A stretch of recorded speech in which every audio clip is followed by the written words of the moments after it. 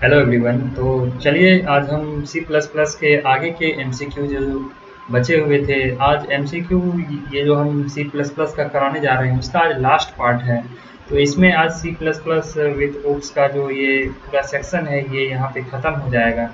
फिर मैं आगे से कोशिश करूँगा कि फिर एक अगला टॉपिक लूँ, और उसके दरमियान मैं कोशिश करूँगा कि आपको 2-3 प्रोग्रामिंग भी मैं करवाऊँ, जिससे कि आपकी अंडरस्टैंडिंग जो है सी प्लस प्लस और ये ओप्स को लेके वो काफ़ी बेहतर हो जाए। आप यूज करना सीख जाओ कि कहाँ इनहेरिटेंस का कैसे यूज करना है, कैसे कंस्ट्रक्टर डी स्ट्रक्चर का यूज करना है। तो ये आपको पूरा जानकारी होना चाहिए। तो पहले तो हम यहाँ पे आज एमसीक्यू का यहाँ पे बात करेंगे।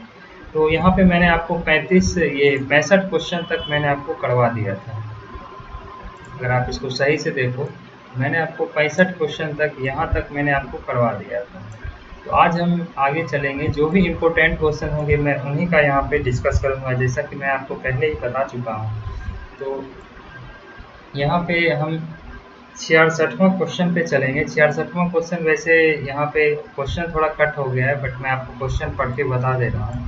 क्वेश्चन है, which of the following remarks about the differences between constructor and destructor are correct. Constructor और डिकंस्ट्रक्टर के बारे में कौन सी इंफॉर्मेशन है जो कि करेक्ट है। तो यहाँ पे आपको ऊपर जो दिया गया है, constructor can have argument but deconstructor can not, ये बिल्कुल सही है। और आगे बात करें, अगला है constructor can have overloaded but deconstructor can not overloaded. तो ये मैं आपको पिछले के वीडियो में ही बता चुका हूँ, तो ये भी यहाँ पे करेक्ट आंसर है। और यहाँ पे तीसरा ऑप्शन दिया गया है, D structure can have argument but constructor can not, ये गलत है। कंस्ट्रक्टर के पास अपना आर्गुमेंट होता है बट डी कंस्ट्रक्टर के पास अपना नहीं होता है, यानी कि आपको बोथ ए एंड बी इसका राइट आंसर हो जाएगा। इसका मैंने डिटेल आपको मैंने बता रखा है पिछले के वीडियो में, अगर आप जाओगे तो मैं सबसे पहले यही कहूँगा कि सी प्लस प्लस का जो ये वीडियो है एमसीक्यू का, ये मैंने 2 पार्ट ऑलरेडी डाल रखा है। अगर आपने उस वीडियो को नहीं देखा है तो पहले आप उस वीडियो को बारी बारी से देखें, उसके बाद आप इस वीडियो पे आए, तभी आपको समझ आएगा। क्योंकि मैंने काफ़ी सारी टर्मिनोलॉजी जो है वो मैंने पिछले के वीडियो में बहुत अच्छे से समझा रखा है। तो आपको निश्चित रूप से पहले सी प्लस प्लस का पहले पार्ट 1, फिर पार्ट 2, फिर इस पार्ट 3 पे आना चाहिए, तब आपको अच्छे से और क्लियर होगा।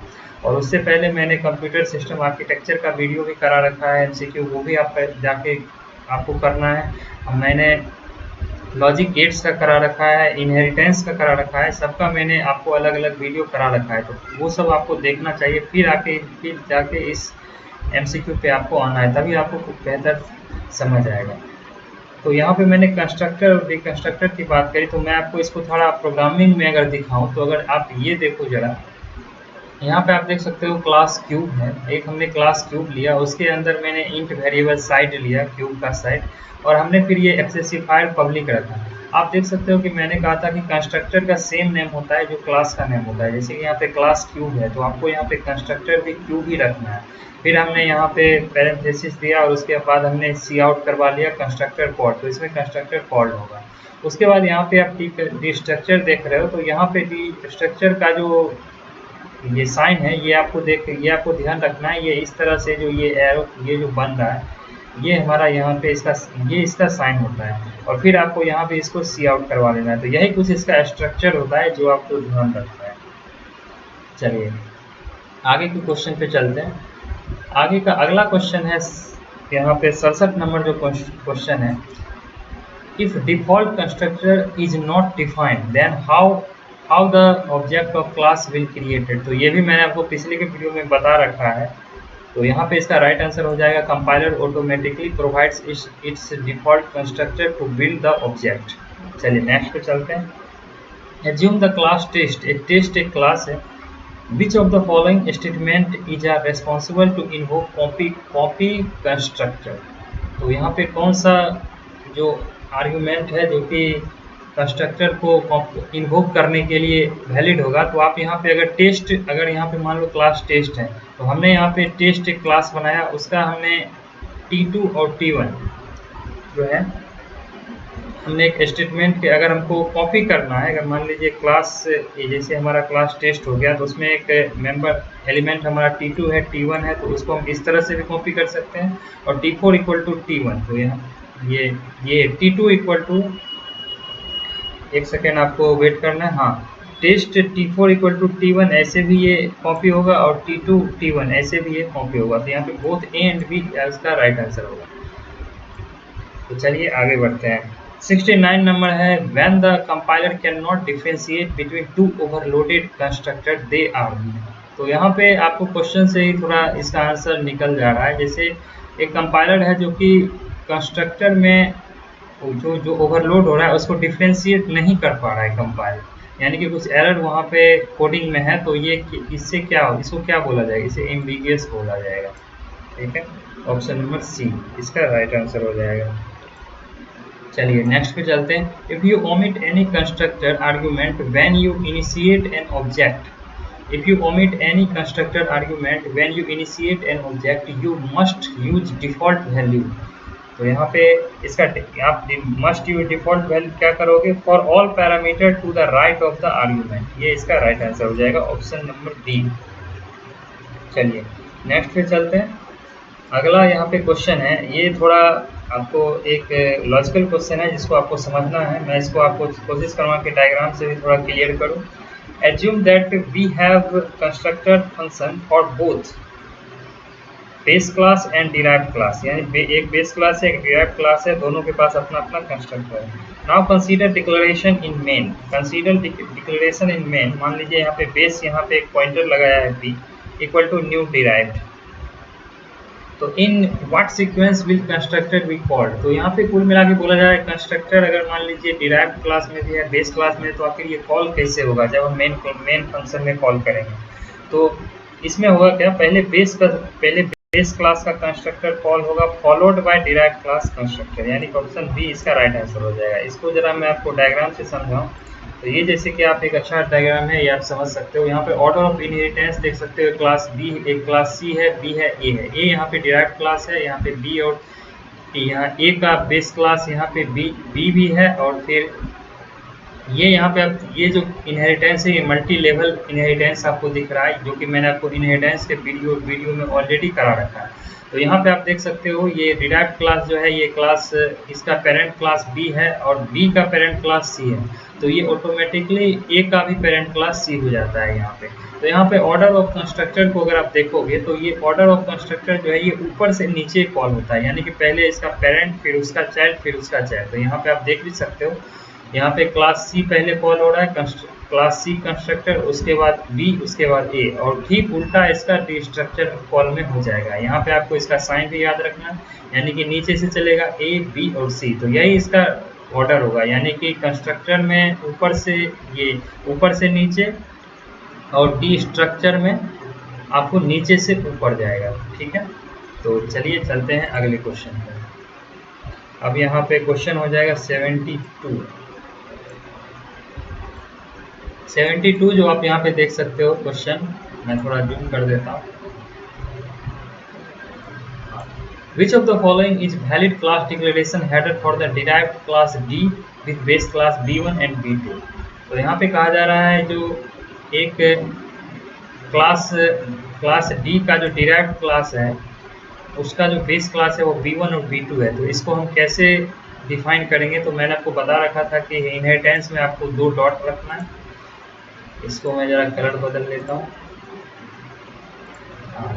इसको आपको 2 डॉट रखना है, ये जो कि मैंने आपको बता रखा है। यानी मान लीजिए पेरेंट क्लास D है तो यहाँ पे इसका चाइल्ड क्लास जो है, अगर दो बेस क्लास है तो यहाँ पे आप इसको इस तरह से पब्लिक B1 और कॉमा पब्लिक B2, यहाँ पे हमने पब्लिक एक्सेसफायर दिया है तो ये, और यहाँ पे क्लास B1 और B2 इसका चाइल्ड क्लास है। चलिए नेक्स्ट पे चलते हैं। नेक्स्ट हम चलेंगे क्वेश्चन नंबर 74 पे। When a child class inherits traits from more than one parent class, this type of the inheritance is called dash inheritance। ये मैंने आपको एक वीडियो में ऑलरेडी करवा रखा है, तो ये हो जाएगा मल्टीपल इनहेरिटेंस। चलिए नेक्स्ट पे जाते हैं। During a class inheritance in C++, if visibility mode or mode of the derivation is not provided, then default visibility mode, ये मैंने आपको कम्युनिटी सेक्शन में ये क्वेश्चन ऑलरेडी करवा रखा है, जिसका राइट आंसर हो जाएगा प्राइवेट। चलिए नेक्स्ट पे चलते हैं। What is difference between protected and private access specifier in inheritance? तो इसका जो राइट आंसर हो जाएगा, ये डिफरेंस क्या होगा प्रोटेक्टेड एंड प्राइवेट में, तो इसका राइट आंसर बी होगा। Protected member is inheritable and also accessible in derived class. ये भी मैंने आपको पिछले के वीडियो में समझा रखा है आखिर ये कैसे होता है। तो मैं यही कहूँगा कि अगर आपने इसका शुरू से नहीं देखा है तो पहले आपको पार्ट 1 और पार्ट 2 देखना चाहिए, तब आपको ये पार्ट बेहतर समझ आएगा। चलिए आगे चलते हैं। क्वेश्चन नंबर 77 पे चलते हैं। In case of inheritance where both base and derived class are having constructed when an object of derived class is created then, ये कुछ वैसा ही क्वेश्चन है जो मैंने आपको डायग्राम से भी करवाया था। तो इसका राइट आंसर हो जाएगा constructor of base class will be executed first followed by derived class. ये सेम वही क्वेश्चन है, बस इसका लैंग्वेज थोड़ा बदल गया है। चलिए नेक्स्ट पे चलते हैं। If base class has constructor with argument, यहाँ पे बेस क्लास का कंस्ट्रक्टर है with argument, then it is dash for the derived class have constructor, then it is dash for the derived class have constructor and pass the argument to base class constructor. ये आपको question फिर से समझना है। If a base class has constructor with argument, एक base class में constructor है जिसका एक अपना आर्गुमेंट है, then it is dash for the derived class to have constructor and pass the argument to the base class constructor। तो ये mandatory हो जाएगा। अगर पेरेंट के पास कंस्ट्रक्टर है, उसके पास आर्गुमेंट है, तो हम डिराइव्ड क्लास में भी कंस्ट्रक्टर रख देंगे, तो उसको भी हमको आर्गुमेंट देना पड़ेगा। कहने का मतलब बस सीधा सा यहाँ पे यही है।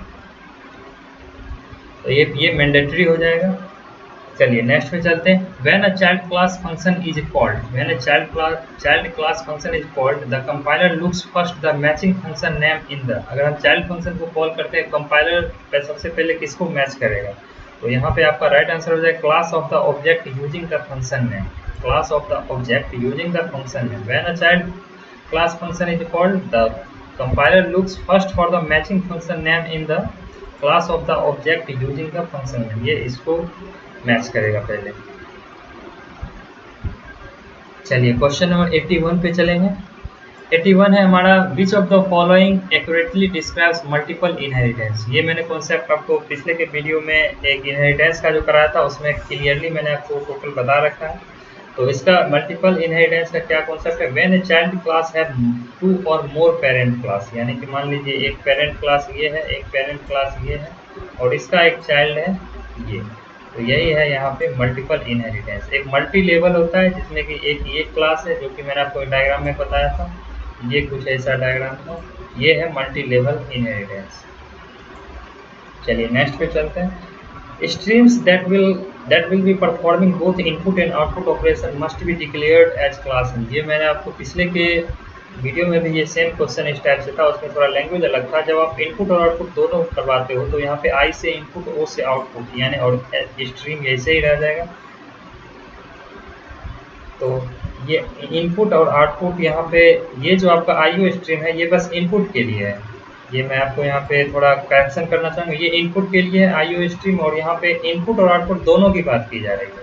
तो दोनों की बात की जा रही है तो ये सीधा एफ स्ट्रीम इसका राइट आंसर हो जाएगा। अगर यहाँ पे बस इनपुट की बात करता हूँ तब आईओ स्ट्रीम हो जाता, तो लेकिन यहाँ पे इनपुट और आउटपुट दोनों की बात हो रही है इसलिए यहाँ पे एफ स्ट्रीम हो जाएगा, यानी इसका राइट आंसर बी होगा। चलिए नेक्स्ट हम चलेंगे क्वेश्चन नंबर 91 पे, जो कि इम्पोर्टेंट है। चलिए 91 पे अगर हम बात करें, object based language differ from object based language differ from object oriented language as it does not support feature.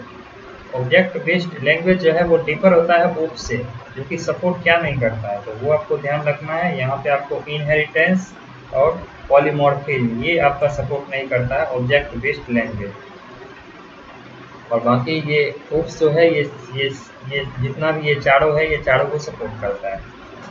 चलिए चलेंगे आगे। क्वेश्चन नंबर अब हम 92 की बात करेंगे।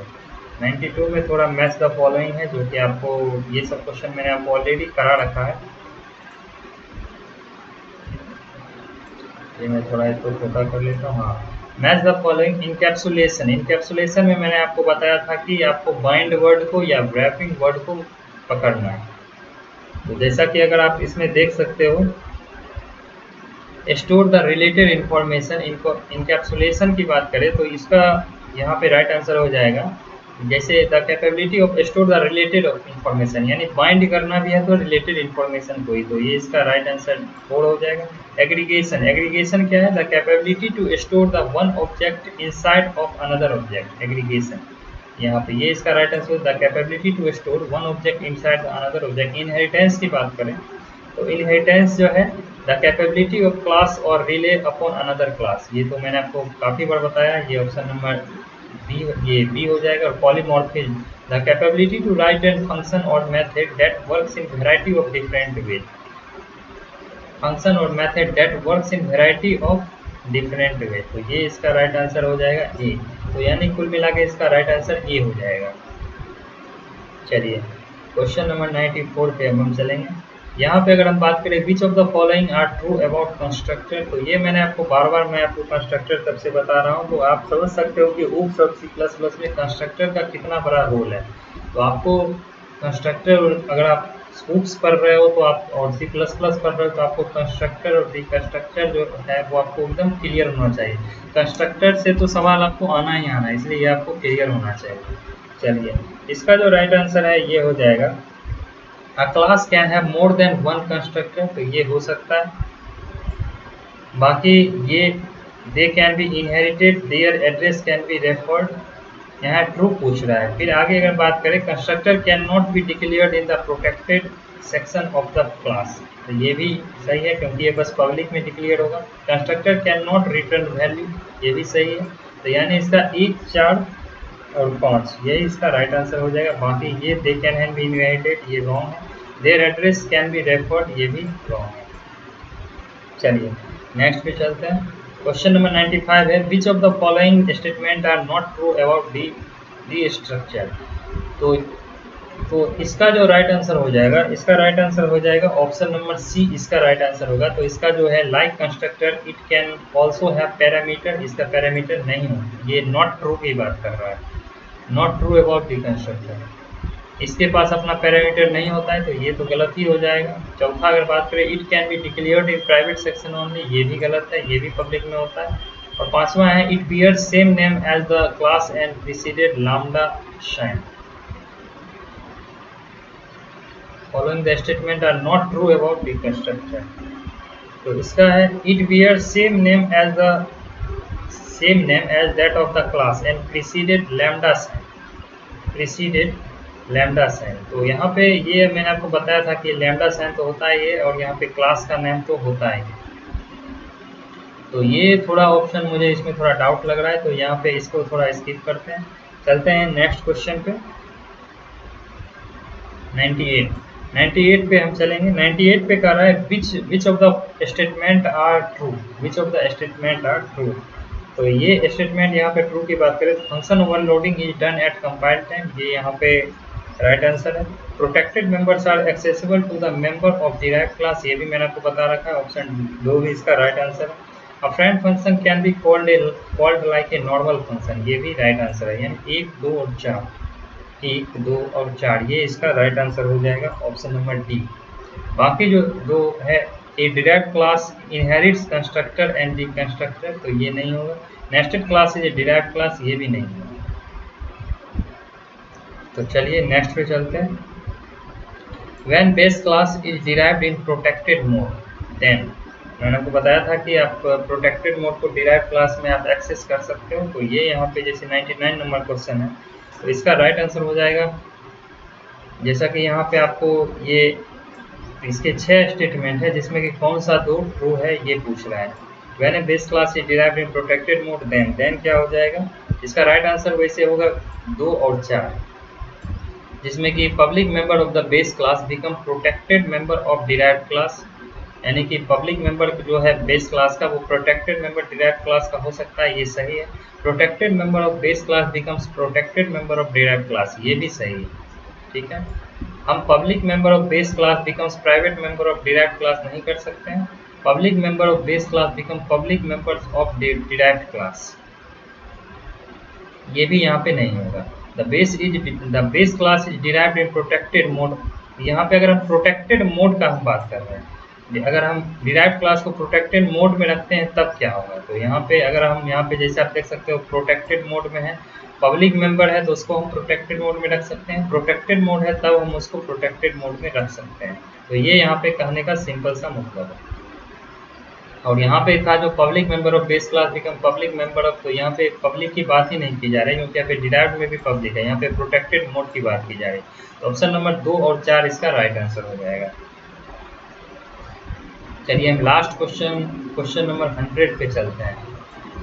क्वेश्चन नंबर 100 हमारा है, in case of inheritance where both base and derived class are having constructor and deconstructor, then which of the following are true. Which of the following are true, तो इसका right answer हो जाएगा। आप अगर सही से इसका स्टेटमेंट पढ़ोगे तो आपको यहाँ पे पहला जैसे है constructor are executed in their order of derivation, ये एकदम सही है। उसके बाद अगर आप इसका constructor are executed in reverse order of derivation, ये भी ये यहाँ पे इसका सही है, क्योंकि मैंने आपको डायग्राम में भी बताया था ये रिवर्स ऑर्डर में एग्जीक्यूट होता है, ये नीचे से ऊपर था, तो ये वही चीज़ है। तो यहाँ पे इसका राइट आंसर 1 और 4 हो जाएगा। तो कुल मिला के, और यहाँ पे अगर आप देखो तो constructor are executed in reverse order, तो ये तो गलती है, और यहाँ पे executed in constructor are order of derivation, ये भी गलत है। यानी ऑप्शन नंबर 1 और 4 इसका राइट आंसर है। तो ऑप्शन नंबर 1 और 4। तो मैं इसका जो पीडीएफ लिंक है वो पीडीएफ का जो आपने डिमांड किया था वो मैं आपको टेलीग्राम पे डाल दूंगा। अगर आप इसके टेलीग्राम, इस चैनल के टेलीग्राम लिंक से नहीं जुड़े तो आप वहाँ पे आपको डिस्क्रिप्शन बॉक्स में इसका लिंक मिलेगा, आप उस पर क्लिक करो और आपको उसका टेलीग्राम का जो लिंक है उसमें जाके आप ज्वाइन करोगे तो वहाँ पे आपको इसका पीडीएफ थोड़ी देर बाद आपको मिल जाएगा। इसका मैंने जितना भी क्वेश्चन कराया है वो आपको मिल जाएगा, विद आंसर मिल जाएगा आपको। और बाकी जो क्वेश्चन मैंने नहीं भी कराए हैं, जो मुझे उतने इंपॉर्टेंट एग्जाम के हिसाब से नहीं लगे हैं, अगर आप उनको भी देखना चाहो तो आप वहाँ जाके देख सकते हो। तो यही था इस MCQ सीरीज में। तो कुल मिला के मैंने ओप्स विद C++ का जो MCQ सीरीज है ये मैंने यहाँ पे ख़त्म कर दिया है। बाकी मैंने आपको बोला है प्रोग्रामिंग से रिलेटेड मैं कोशिश करूँगा कि एक वीडियो लाऊँ जिसमें मैं बस प्रोग्रामिंग का बात करूँगा। अब मैं आगे कोशिश करूँगा कि DBMS को मैं शुरू करूँ, इसका MCQ, जिसमें मैं आपको DBMS को काफ़ी डिटेल में बताऊँगा। तो मेरा समझाने का तरीका यही रहेगा। तो मैं कोशिश करूँगा कि जहाँ पे मुझे लगेगा कि एडिशनल डिटेल देना है वो मैं आपको देता रहूँगा। बाकी एग्ज़ाम से रिलेटेड काफ़ी सारे अफवाहें आजकल सोशल मीडिया पे चल रही हैं, आपको उन पर ध्यान ही नहीं देना है। मैं कहूँगा अपने पढ़ाई पे ध्यान दीजिए, क्या चल रहा है नहीं चल रहा है, कितना फॉर्म डलाया, क्या कंपटीशन है, आपको इन सब में पढ़ना ही नहीं है। आप अपना 80 नंबर का कंप्यूटर और 40 नंबर का GS पे फोकस करो। और मैं कम्युनिटी सेक्शन में आपको क्वेश्चंस डालता रहता हूँ, तो उन क्वेश्चन को भी आपको अटेम्प्ट करना है। जैसे कि मैं आपको कम्युनिटी सेक्शन अपना दिखाऊँ यहाँ पे, तो ये यहाँ पे कम्युनिटी सेक्शन, अगर मैं यहाँ पे आपको दिखाऊं अगर कम्युनिटी सेक्शन, तो यहाँ पे मैंने क्वेश्चन डाला था रात में मैंने क्वेश्चन डाला था, नाथपा झाकड़ी जल विद्युत परियोजना भारत के किस राज्य में अवस्थित है। तो ये मैं थोड़ा इसको जूम कर देता हूँ। तो ये क्वेश्चन मैंने वहाँ पे पूछा था। तो इसका नाथपा झाकड़ी जल विद्युत परियोजना ये ऑलरेडी एग्जाम में पूछा जा चुका है। इसका राइट आंसर हिमाचल प्रदेश ही होगा, जो कि 53% लोगों ने इसका आंसर दिया है। क्वालिटी में बात करें, राज्य विधान परिषद में कुल सीटों की संख्या विधान सभा के कुल सीटों का कितना भाग होता है। तो ये राइट आंसर 68% वालों का ही है, यानी 1/3। आगे अगर हम चलें, BPSC में मुगल काल का कौन सा राजा राज्याभिषेक जिसका 2 बार हुआ था। तो ये हुमायूं ही थे, जिनको एक बार 1540 में जब शेरशाह सूरी ने उनको हराया था, तो फिर ये 1555 ईस्वी में वापस से फिर ये राजा बने थे। और कंप्यूटर का मैंने क्वेश्चन डाला था, instances of the class is known as object. तो ये इसका राइट आंसर ऑब्जेक्ट ही हो जाएगा। काफ़ी सारे लोगों ने फंक्शन और वेरिएबल्स दिया है, जो कि गलत है, इसका आंसर है। तो मैं इस तरह से कम्युनिटी सेक्शन में क्वेश्चन डालता रहता हूँ, तो आप कम्युनिटी सेक्शन भी आपको जाके अटेम्प्ट करना है। और अगर आप इस चैनल के टेलीग्राम लिंक से नहीं जुड़े हैं तो वहाँ पे ज़रूर जुड़े और ज़्यादा से ज़्यादा कंप्यूटर अभ्यर्थियों के बीच इस वीडियो को शेयर करें ताकि जितने भी कंप्यूटर के स्टूडेंट हैं सबको इस चैनल पे जुड़ना चाहिए। मैं देख रहा हूँ कि कंप्यूटर साइंस से रिलेटेड कुछ लोग हैं जो कि बहुत अच्छे से वीडियो को प्रेजेंट कर रहे हैं, डिलीवर कर रहे हैं। तो मैं भी कोशिश कर रहा हूँ कि आपको जितना बेहतर हो सके मैं अपने स्तर से मैं आपको कराने की पूरी कोशिश कर रहा हूँ। और आपको ये सब वीडियो ज़रूर देखना चाहिए ताकि आपका कॉन्सेप्ट का जो अंडरस्टैंडिंग है वो और बेहतर हो सके। तभी आप 5 क्वेश्चन को बीपीएससी के एग्जाम में टैकल कर पाओगे, क्योंकि वहाँ पे नेगेटिव मार्किंग का भी रोल बहुत बड़ा होने वाला है। तो आपको कॉन्सेप्ट को समझना बहुत ज़रूरी है। तो वो मैं आपको कोशिश करता हूँ कि एमसीक्यू के माध्यम से ही मैं आपको हर चीज़ बारी-बारी से मैं आपको समझाने की कोशिश करता हूँ। मैं कोशिश करता हूँ डायग्राम से भी चीज़ों को क्लियर किया जाए। तो आप इस चैनल पे नए हैं तो चैनल से ज़रूर जुड़े, आपको इस चैनल को सपोर्ट करना चाहिए ताकि मैं आगे भी इस तरह के वीडियो रेगुलर लाता रहूँ। तो मिलते हैं किसी अगले वीडियो में, तब तक के लिए धन्यवाद।